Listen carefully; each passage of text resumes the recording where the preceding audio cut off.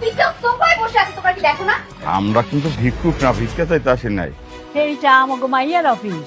ওদের মতো ফকিন্নিদের মেয়ে নাকি এই কোম্পানির মালিক। বের হ এখান থেকে, বের হ। আম্মা, আম্মা তুমি ঠিক আছো? আম্মা, কি ব্যাপার, আপনারা ম্যাডামের মা বাবা না?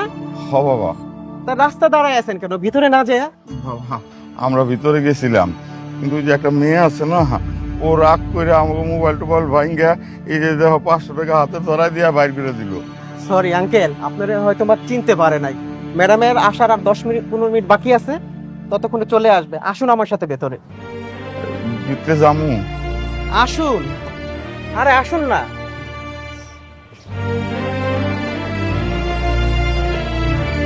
আসুন আসুন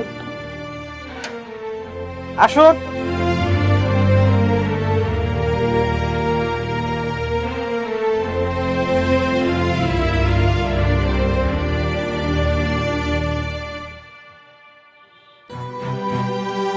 আপনারা বসেন, আন্টি বসেন।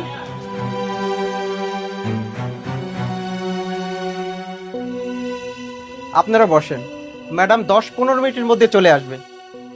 আমি একটু কাজে যাচ্ছি। আচ্ছা, চাচা, ওনাদেরকে চা নাস্তা দেন। তাহলে আপনারা থাকেন। হ্যাঁ, ওকে, আমি কিন্তু গেলাম।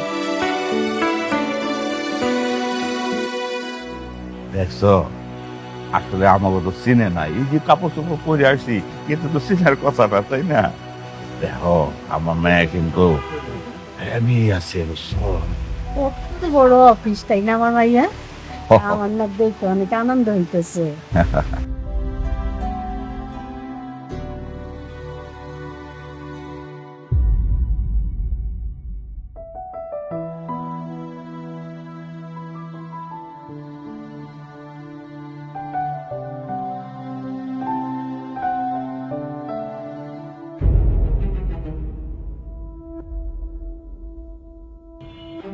কি ব্যাপার, আপনাদের সাহস তো কম না? আবার চলে আসছেন। একটু আগে না 500 টাকা দিলাম, এতেও আপনাদের মন ভরে নাই। ফকিনের মতো আবার এসে এখানে বসে বসে চা খাচ্ছেন। বিস্কিট রাখেন, ওঠেন। বিস্কিটটা রাখতে বলছি না? এগুলা কি কও মা? তোমার না কইলাম এইটা আমাকে মাইয়ার অফিস। মিথ্যাবাদী ছোট লোক কোথাকার, কথায় কথায় মিথ্যা কথা বলে।